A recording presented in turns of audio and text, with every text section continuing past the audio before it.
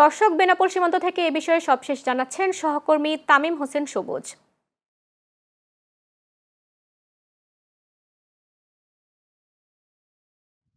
ধন্যবাদ ঋতু আপনাকে।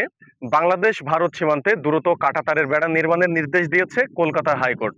এই নির্দেশকে কেন্দ্র করে আলোচনায় উঠে এসেছে দেশের বৃহত্তম স্থলবন্দর বেনাপোল স্থলবন্দর ও বেনাপোলের ১০২ কিলোমিটার সীমান্ত। আমি এখন অবস্থান করছি দেশের বৃহত্তম স্থলবন্দর বেনাপোল সীমান্তের বাংলাদেশ ভারতের যে শূন্য রেখা আছে সেখানেই। আমার পিছনেই দেখতে পাচ্ছেন পার্শ্ববর্তী দেশ ভারত।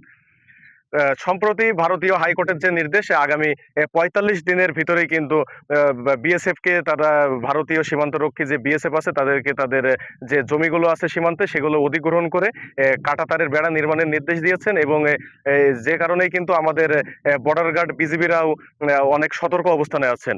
আমি ৪৯ বিজিবি ব্যাটালিয়নের অধিনায়ক গোলাম মোহাম্মদ সাইফুল আলম খান তার সাথে কথা বলে জানতে পেরেছি যে এখনো পর্যন্ত সরকারিভাবে কোনো নির্দেশনা তাদের কাছে এখনো দেওয়া হয়নি এবং যদি কোনো নির্দেশনা দেওয়া হয় তাহলে তারা আইন অনুযায়ী তারা পদক্ষেপ গ্রহণ করবে এবং সর্বোচ্চ সতর্ক অবস্থানে আছে এই দেশের গুরুত্বপূর্ণ বেনাপোল স্থলবন্দর ও বেনাপোল সীমান্তের বিজিবি সৈনিকেরা, এমনটি জানিয়েছেন তিনি। এই ছিল বেনাপোল সীমান্ত থেকে সর্বশেষ। ঋতু।